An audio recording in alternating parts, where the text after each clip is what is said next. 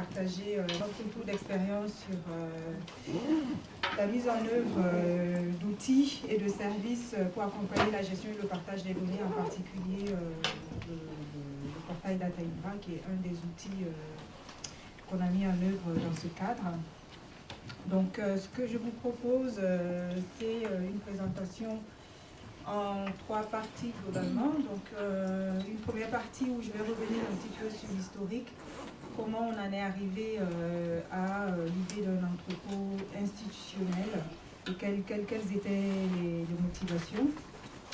Après, je vous présenterai le portail en lui-même avec quelques cas d'usage et le positionnement du portail dans le système d'information de l'INRA, puisque avant l'arrivée de ce portail institutionnel, on avait quand même des entrepôts de données et on a également l'habitude de déposer dans des entrepôts internationaux.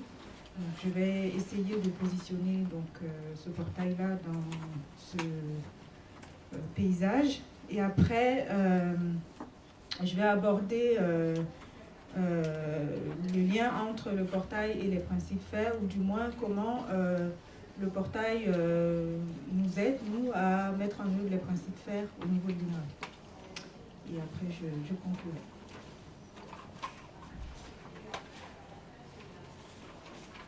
Donc, pour l'historique, en fait, il y a eu plusieurs choses au niveau de l'INRA. D'abord, le portail lui-même, il trouve son origine dans le chantier Data Partage, qui est le nom du chantier qu'on a initié en 2013 pour réfléchir sur la question du partage des données à l'INRA. Donc, ce chantier lui-même, il a ses origines en 2011. Je ne sais pas si vous lisez un petit peu ce qui est affiché.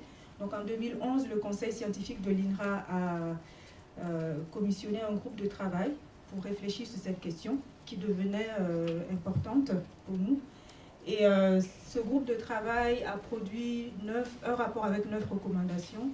Et la première recommandation était que l'INRA doit se doter d'une politique des données et la rendre explicite, la faire savoir.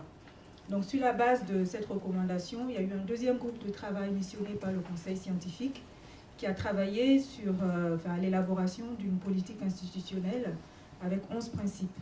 Et ça c'était en 2012. Et à partir de 2013, donc, on a eu une deuxième phase plutôt bottom-up, où les scientifiques, les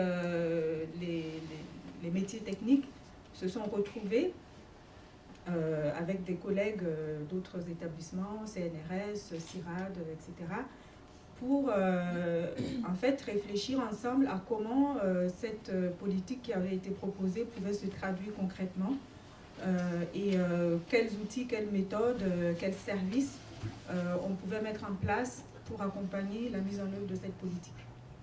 Donc pendant ce chantier qui a duré de 2013 à 2015, il y a eu plusieurs groupes de travail, dont 3 sur nos thématiques scientifiques. C'était des groupes organisés plutôt en fonction du mode de production des données. On avait un groupe de travail, par exemple, sur les données omiques, donc tout ce qui est génomique, phénotypage, etc. Un groupe de travail sur les données d'observation, d'expérimentation, de simulation. Et un 3e groupe de travail sur les données d'enquête, les données textuelles. Donc à côté de cela, donc, il y avait les groupes techniques qui réfléchissaient à l'ensemble des outils et méthodes qu'on pourrait mettre en place pour accompagner la mise en œuvre de la gestion et du partage des données de la recherche. Et donc de ces groupes est née l'idée d'un entrepôt de données et d'un annuaire de données pour l'établissement. Et en parallèle, les groupes scientifiques ont identifié leurs besoins. Et dans les besoins, il y avait ce besoin-là d'un annuaire qui était assez unanime et diversement exprimé un besoin d'entrepôt. Puisque effectivement, au niveau de l'INRA, certaines communautés avaient déjà la pratique de partage de données avec des entrepôts bien identifiés et bien reconnus dans leur communauté, et d'autres pas vraiment. Donc il y avait à ce niveau-là une diversité de besoins. Et parallèlement à cela, il y avait également au niveau de l'établissement, de la direction, une volonté d'organiser la mise à disposition des données de l'établissement. Donc ça s'est traduit, on le voit en 2015, par la modification des statuts de l'INRA, qui rajoute maintenant dans les compétences de l'établissement l'organisation et la mise à disposition des données de la recherche. Et cette volonté-là s'est également concrétisée, confirmée dans le document d'orientation 2020-2025 de l'INRA, qui inclut un volet Open Science ambitieux, et donc qui s'est traduit concrètement par une feuille de route. Et dans la feuille de route, on voit clairement mentionner le besoin d'un portail de données pour l'établissement. Donc au final, le portail des données qu'on a mis en place, qui s'appelle Data INRA, il a servi, il répond à plusieurs besoins, aux besoins des chercheurs qui ont été exprimés lors du chantier Data Partage et bien après aussi, hein, et les besoins de l'établissement d'organiser la gestion et le partage de ces données. Donc, pour la mise en œuvre concrètement du portail, donc, il y a eu plusieurs phases. Donc, comme je disais, il y a d'abord eu les prémices au niveau du chantier Data Partage.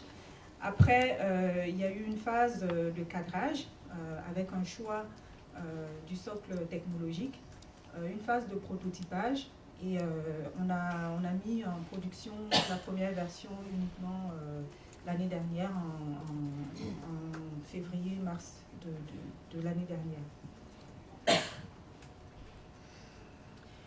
Donc au niveau du socle techno, on est parti sur l'outil Dataverse, autour duquel on a construit un certain nombre de choses. Voilà, ce choix-là nous est apparu assez rapidement le bon. Après avoir regardé un certain nombre d'entrepôts qui étaient sur le marché à l'époque. Donc on a conduit cette phase d'études préalables en 2016. Et à l'époque, on avait comparé plusieurs entrepôts et on les avait regardés par rapport à nos critères et à nos contraintes du moment. Une de nos contraintes était notamment le coût. Donc on ne voulait pas mettre énormément d'argent dans ce portail. Et il y avait aussi une contrainte de temps parce qu'il fallait démontrer rapidement l'utilité de ce portail. Et donc, par rapport à ça et par rapport aux spécifications, on va dire, fonctionnelles qu'on avait pu collecter auprès des premiers chercheurs avec lesquels on a travaillé, donc on a rapidement choisi Dataverse. Donc, il y avait principalement le concept de Dataverse qui nous avait séduit, parce que le Dataverse, c'est le nom de l'outil, mais c'est aussi un concept en fait qui représente un conteneur. Donc c'est un conteneur qui organise les données, qui donne la possibilité finalement de créer des collections par collectif, par projet, par thématique, etc. Et de donner l'administration et le paramétrage de cette collection-là à la communauté, aux personnes qui l'ont créée. Donc ça, c'était quelque chose d'important pour nous, puisqu'on est multidisciplinaire et que, par expérience, quand même, les scientifiques aiment bien faire les choses par eux-mêmes, qu'on ne leur impose pas complètement tout. Par ailleurs, cette flexibilité qui permet pour chaque conteneur de spécifier les métadonnées qui sont utiles, qui sont nécessaires pour décrire les données, était quelque chose d'important parce qu'on n'avait pas des données homogènes, on a clairement des données hétérogènes qui ont des besoins en termes de métadonnées de description qui sont différents. Donc ce concept-là nous permettait d'adresser tous ces besoins et contraintes.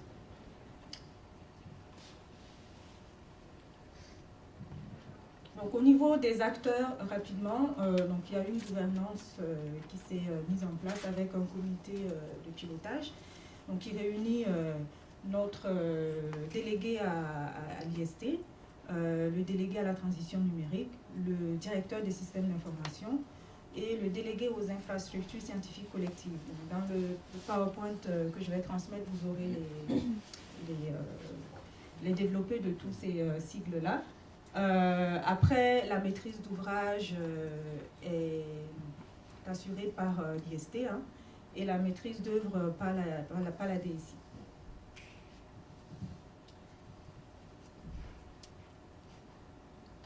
Donc, le portail en lui-même, donc c'est un portail qui nous sert à gérer, à partager, à trouver, accéder aux données de l'établissement. Donc comme je disais tout à l'heure, un concept central, c'est le concept de Dataverse. Je ne sais pas si le micro... Il n'y a pas de pointeur. Non, c'est pas grave. Donc le Dataverse, c'est un petit peu le contenant. Le portail lui-même étant le Dataverse racine, dans lequel on va mettre des sous-Dataverse et des datasets. Donc c'est un petit peu comme le répertoire de votre Windows avec des sous-répertoires, et dans chaque répertoire vous pouvez avoir directement des fichiers ou d'autres sous-répertoires. C'est organisé comme ça. Et donc le dataset, c'est un ensemble cohérent de métadonnées et de fichiers associés qui peut être cité comme un tout, donc, qui est associé à une citation et à un DOI. Et donc nous on crée des dataverses à la fois pour des projets, pour des collectifs divers et variés, les structures de l'INRA, unités, départements, équipes, ou alors pour des thématiques. On a aussi des dataverses de chercheurs, des chercheurs qui estiment qu'ils font des choses assez spécifiques et qu'ils peuvent regrouper ce qu'ils font dans un dataverse et ça leur permet d'organiser les choses par eux-mêmes. Donc un autre aspect qui est important pour nous, c'est le lien avec les systèmes d'information existants à l'INRA et ailleurs. Donc le lien au niveau de l'INRA se fait via une API qu'on a mis en place. Donc une API, c'est un programme qui permet d'attribuer des DOI aux données qui sont gérées dans d'autres systèmes d'information de l'établissement. Et le fait d'attribuer un DOI aux données dans ces systèmes d'information-là va entraîner systématiquement la publication des métadonnées dans le portail, donc leur référencement dans le portail, ce qui nous permet d'avoir notre fonction annuaire au niveau du portail. Donc, pour ce type de données-là, on a les métadonnées dans le portail, mais les données elles-mêmes sont gérées dans les systèmes d'information d'origine et l'accès aux données se fait dans ces systèmes d'information. Donc, comme je disais, on a plusieurs cas d'utilisation du portail. Globalement, c'est utilisé par des projets européens, ANR, etc. Donc, les projets peuvent y déposer leurs données dès le début du projet, sans les rendre accessibles forcément, et les publier au moment opportun. Après, on a une utilisation par les structures de l'INRA, donc il y a des équipes, des unités. Pour l'instant, on n'a pas de département qui a créé un dataverse, mais on a plusieurs unités qui ont créé leur dataverse. Ça leur permet donc de mettre dans un seul endroit les données qu'ils mettent en partage, mais surtout ça leur permet de gérer, de prendre en main la gestion de la qualité des données et des métadonnées de leur collection. Comme je disais tout à l'heure, au niveau des métadonnées, ce n'est pas les mêmes besoins en fonction des types de données. Mais même au niveau des contrôles qualité qu'on peut mettre en place au niveau des fichiers de données, ce n'est pas les mêmes pratiques d'une communauté à l'autre. Et pour l'instant, nous, on trouve que c'est assez difficile et pas forcément la meilleure façon de faire que de centraliser le contrôle qualité des données, des métadonnées. Et donc, on essaie de responsabiliser les scientifiques qui créent les collections pour qu'ils mettent en place leur propre workflow. Donc on peut définir son workflow dans son dataverse, dans sa collection, qui prennent en charge la gestion de la qualité des données et de la qualité des métadonnées. Un autre cas d'usage important, c'est le partage des données qui soutiennent des articles scientifiques. Donc Dataverse a été vraiment pensé en prenant en compte les contraintes qui peuvent être liées au workflow de publication d'un article. Notamment, un jeu de données peut être qui est déposé, qui n'est pas encore publié, peut faire l'objet d'un lien privé qui peut être communiqué aux reviewers, qui vont accéder au portail pour reviewer le jeu de données avant publication de l'article et donc avant publication du jeu de données.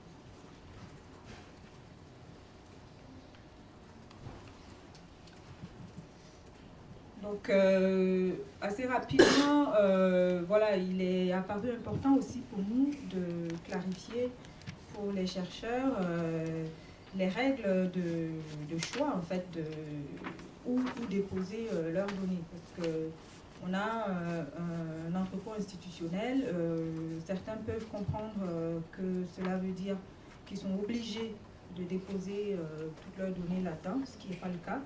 Donc on a essayé de clarifier les règles par rapport au choix d'un entrepôt. Donc on a proposé, je ne l'ai pas mentionné au début, mais on a parallèlement à ce portail-là, on a créé un site web qui s'appelle Data Partage, dont vous avez peut-être entendu parler, dans lequel on partage toute l'information en lien avec ce sujet-là au niveau de l'établissement. Donc dans ce site web, donc on a à la fois des guides, des documents d'orientation, des informations diverses et variées. Et donc ce type de guide-là, par exemple, est produit dans ce site pour aider les chercheurs à savoir quand et où déposer dans le portail ou dans un autre entrepôt.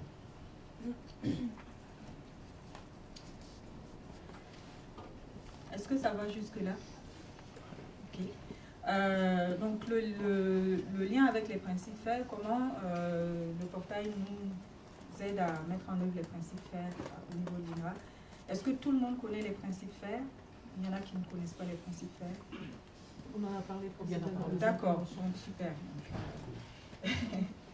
Donc nous, au niveau de l'INRA, on a commencé par essayer de traduire concrètement que mettre en œuvre les principes FAIR veut dire en grosse maille, parce qu'après, ça nécessite quand même de redécliner les choses au niveau des différentes communautés pour certains principes.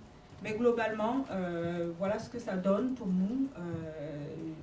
C'est donc publier des données FAIR, en fait, c'est utiliser des identifiants pérennes et non ambigus pour identifier les données, donc les DOI par exemple, et inclure ces identifiants-là dans les métadonnées.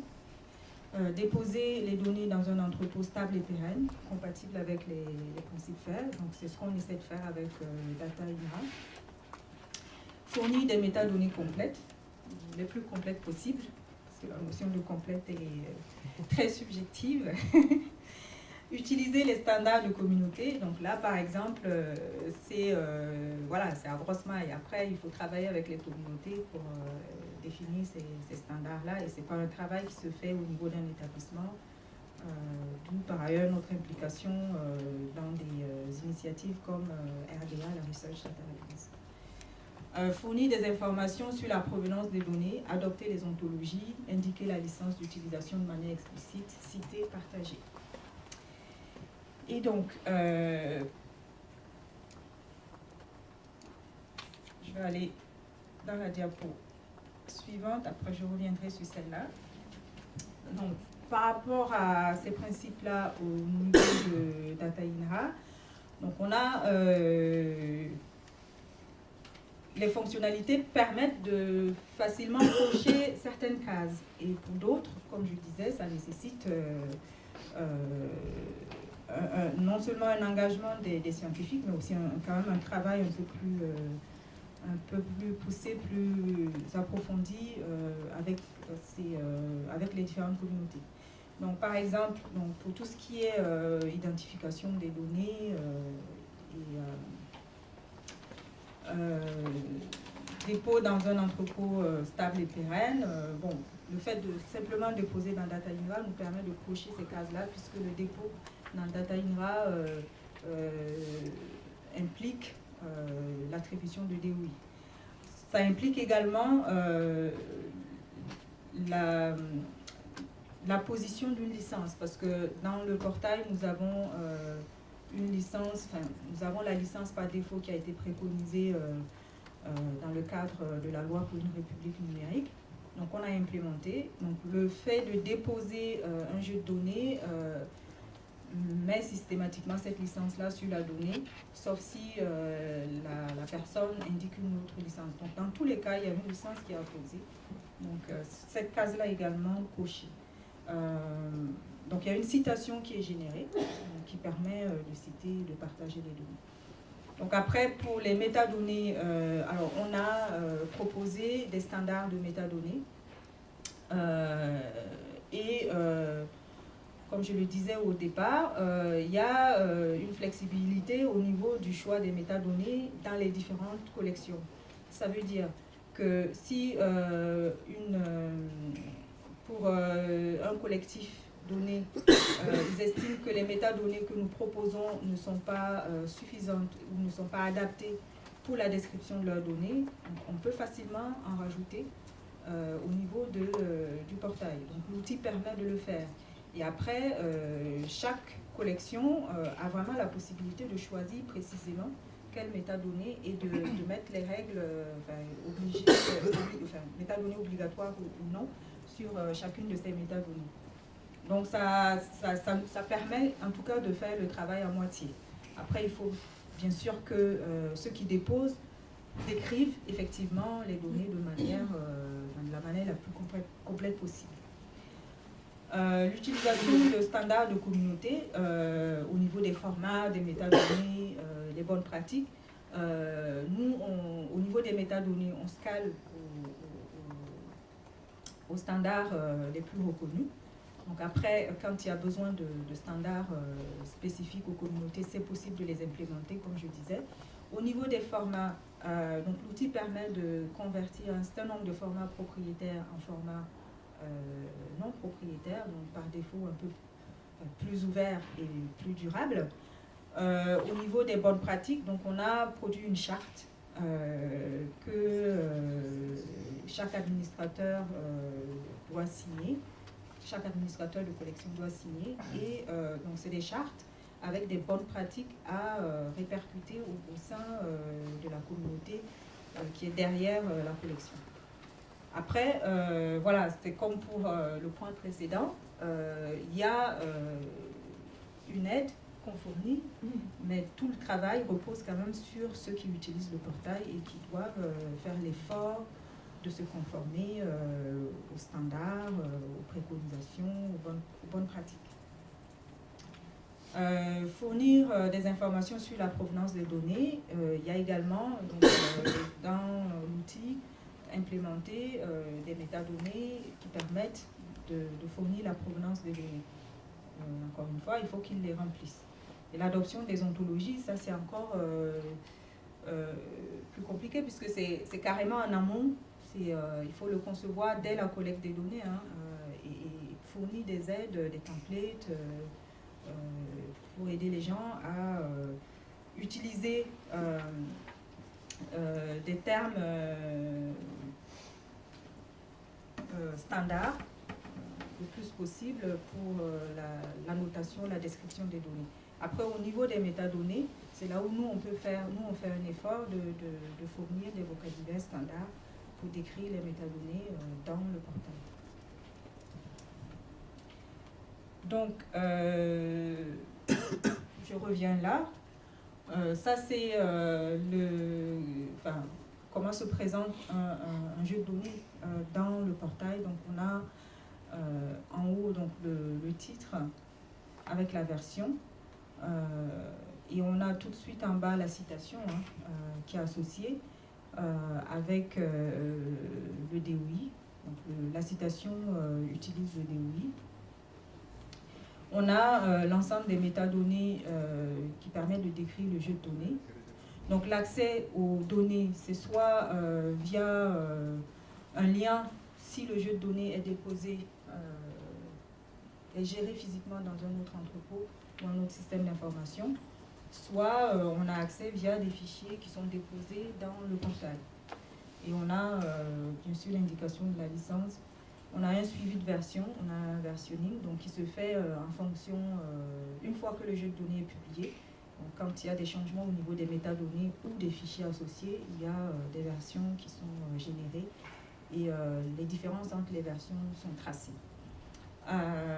Donc au niveau des fichiers, on a la possibilité, même si c'est un portail qui a vocation à inciter au partage ouvert des données, donc il y a la possibilité pour les déposants de mettre un accès contrôlé certains fichiers, donc en fonction des situations. Hein. Et par contre, les métadonnées, une fois que le jeu de données est publié, sont toutes en accès libre.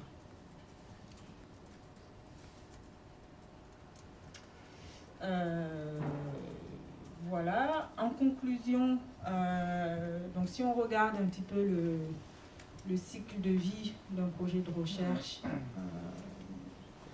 et le cycle de vie de la donnée, donc on voit que au niveau de l'INRA, bon, ça c'est un schéma qui est en train de se remplir. On voit que DataINRA se positionne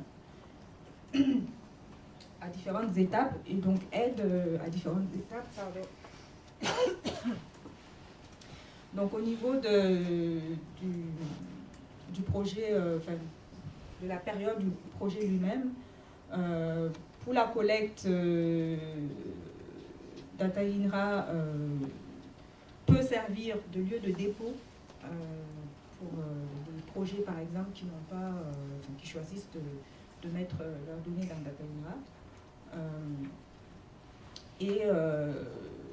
Donc là pour l'instant c'est pas vraiment implémenté, effectif, mais l'ambition c'est que DataINRA puisse également se coupler avec des environnements de calcul pour permettre l'utilisation des données dans ces environnements-là. Et surtout, il sert pour le partage, la publication des données et les données qui y sont déposées ont vocation à être archivées. Donc voilà, donc, si vous voulez en savoir un petit peu plus, donc je vous renvoie sur le site DataPartage où on a plusieurs vidéos de présentation du portail, de ses fonctionnalités, etc. Voilà.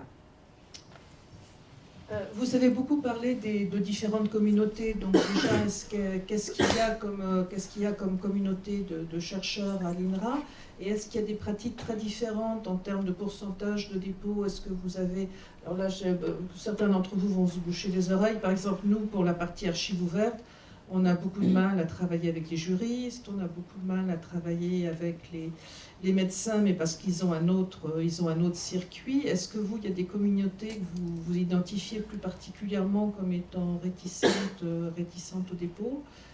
Et puis, au niveau de la volumétrie, qu'est-ce que vous avez comme volumétrie de données? Et puis, au niveau de la pérennité des données, comment est-ce que vous fonctionnez? Donc, je veux dire, c'est un jeu de questions.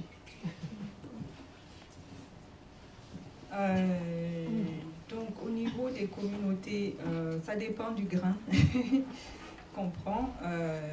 Donc, si on reprend la granularité qui avait été retenue pendant le chantier DataPartage, donc on avait organisé le chantier en fonction du mode de production des données, donc les données omiques d'une part, sachant que dans les omiques, il y a plusieurs communautés au final.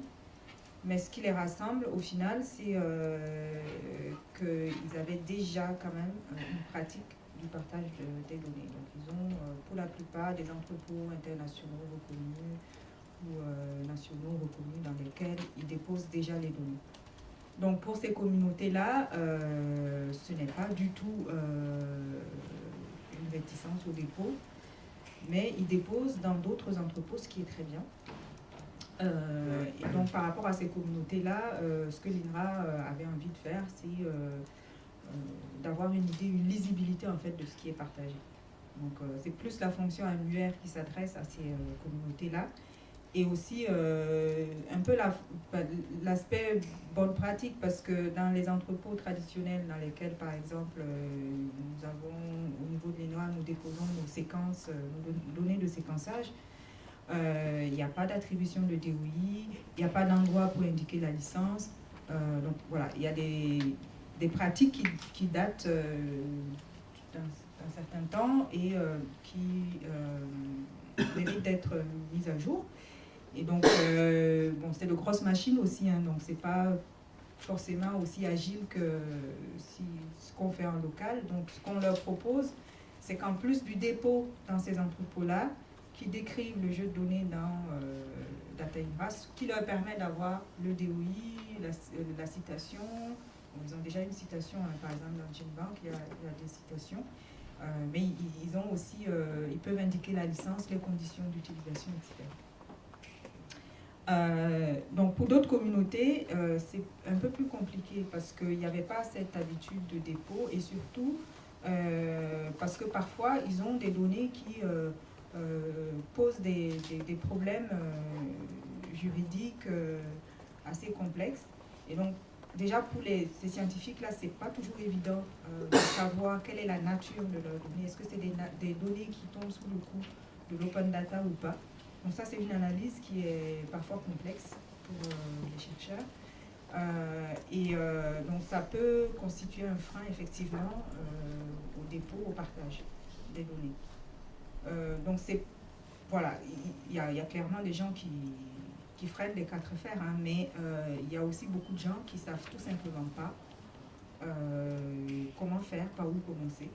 Donc nous, on est aussi dans une période où on communique beaucoup, on fait beaucoup de formations pour voilà, que les gens puissent comprendre un petit peu et avoir les clés déjà pour poser les bonnes questions, s'adresser aux bonnes personnes et faire ce qu'il faut. Je pense qu'il y avait une troisième question. Donc ça c'était sûr. Donc est-ce qu'il y a des communautés qui déposent plus ou moins? Est-ce que vous les avez identifiées? D'accord. Et après il y avait la volumétrie et la pérennité. D'accord. Donc la volumétrie, je n'ai pas regardé récemment, mais c'est pas énorme en termes de volume de données pour la simple raison que pour l'instant l'outil a une limite au niveau de la taille de fichier qui peut être déposé en ligne. Donc cette limite-là est assez basse par rapport aux données qu'on génère à l'INRA, puisque c'est 2 gigas et que nous, on a des communautés qui génèrent des terras de données, des pétas de données. Donc on n'a pas encore... on n'adresse pas concrètement ces communautés-là et la vocation n'est pas nécessairement que ces communautés-là déposent dans Data INRA, parce que ce n'est pas forcément le lieu. Mais ce qu'on a envie de faire, c'est, comme je disais, faire le lien entre les endroits où les données sont gérées et le portail, pour identifier ces données. Voilà, mais là, actuellement, je pense que ce qui est déposé, c'est pas énorme.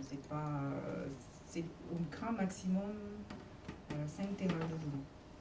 C'est pas énorme. Au niveau de la pérennité, pour l'instant, donc tout est dans nos 2 data centers. On a 2 data centers, un en Ile-de-France et un à Toulouse. On a commencé à travailler avec le CINES pour l'aspect archivage à long terme. Il y a tout un chantier gouvernance des données qui se met également en place, puisque voilà, qui dit archivage long terme dit quand même voilà, sélection des données archivées, etc. Et tout ça, pour l'instant, on n'a pas mis ce qu'il faut en place. Et ce qui est sûr, les données, pour l'instant, sont stockées de manière sécurisée et redondées sur le data center de Toulouse.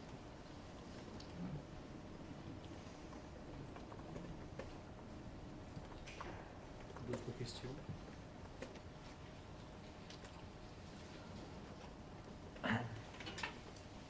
Vous vous avez tout compris ou c'était complètement... Oui. Vous parliez d'un annuaire de données, donc c'est bien de données et non pas d'auteur des données. Donc sur quelle base se fait l'indexation? Quel est le détail de l'architecture par rapport à l'organisation et la présentation de cet annuaire? En fait, c'est le portail qui joue les deux rôles. Hein. Pas annuaire, j'entends tout simplement l'annuaire des données, des métadonnées en fait. Donc le fait d'avoir quelque part une liste plus ou moins exhaustive des données qui sont partagées par l'établissement. Et on peut les trouver si on fait une requête à partir de mots-clés par exemple? Oui. D'accord. Oui.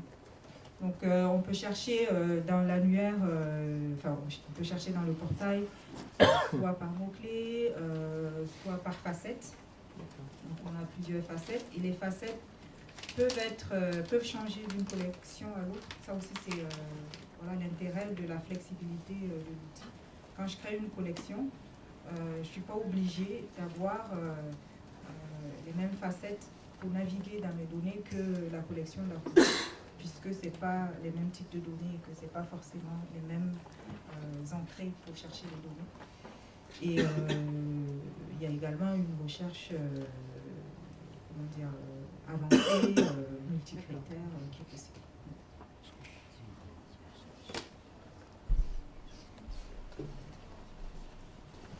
D'autres questions?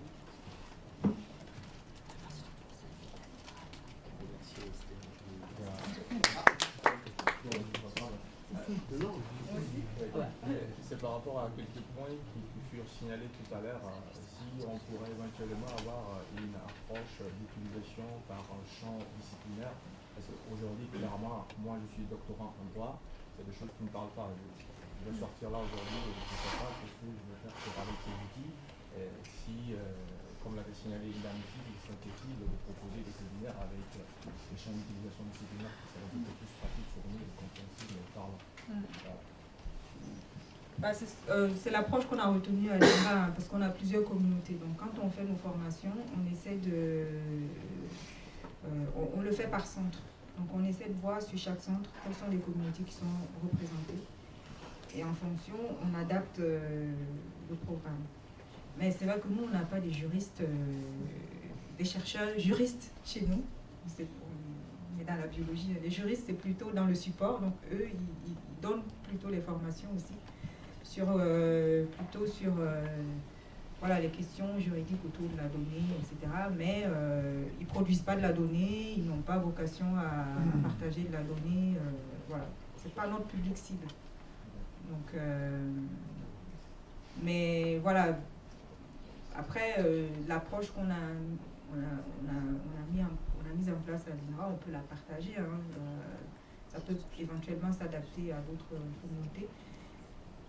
Mais voilà, c'est vrai qu'au niveau national, les choses s'organisent aussi. Hein. Il y a le COSO, le comité pour la science ouverte, qui organise un petit peu tout ça. Et donc, si les juristes ne sont pas représentés, il faut y aller. Je ne veux pas dire de mal, mais c'est une communauté difficile à percer.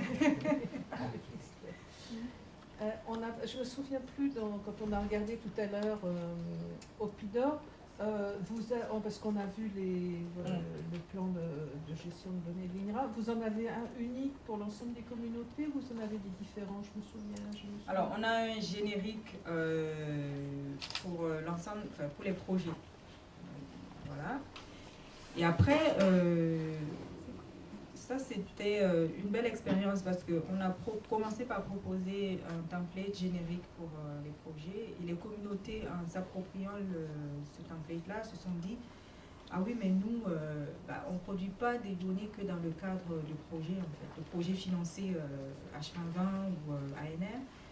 On produit des données en dehors de ça, sur des pas de temps qui peuvent être de 3, 4, 5 ans, voire 15 ans pour ceux qui travaillent sur la forêt. Et donc, on a besoin de templates pour les structures, en fait. Donc, on a créé des templates complémentaires. On en a créé 5 pour les structures, donc pour nos plateformes de production de données et pour nos unités. Et donc on les a mis aussi dans des DMP Opidor. Et donc ça permet de, en fait, en gros, définir un petit peu la vision, la stratégie de gestion des données pour une structure, pour une plateforme de production, etc. Donc voilà, donc on a pour les projets on a un template unique, mais l'utilisation après, une fois que les scientifiques ont été formés au Data Management Plan, en général, ils se l'approprient et puis ils n'hésitent pas à l'adapter à leur situation. Nous, dans l'équipe DMP Opidor, il y a à peu près un mois, il y a une équipe de recherche qui nous a contactés parce qu'ils avaient déposé, alors c'est pas dans le cadre d'un projet H2020 ou ANR ou autre, c'est l'année dernière, ils avaient déposé une demande de labellisation d'un service national d'observation et leur demande avait été retoquée pour un manque de structuration de la demande. Et donc cette année, ils nous ont contactés parce qu'ils voulaient se baser sur la structure d'un modèle de DMP avec toutes les différentes rubriques, les questions. Et ils nous ont demandé alors il y avait le service d'accompagnement qui les a aidés dans leur organisme, mais après ils nous ont demandé entre guillemets un reviewing. Donc ça c'était intéressant, c'est juste pour dire que le DMP c'est pas uniquement voilà, l'ANR me demande un DMP, voilà, je suis financé, voilà, ça peut être c'est vraiment un outil de travail au quotidien, quoi, de gestion de la qualité des données.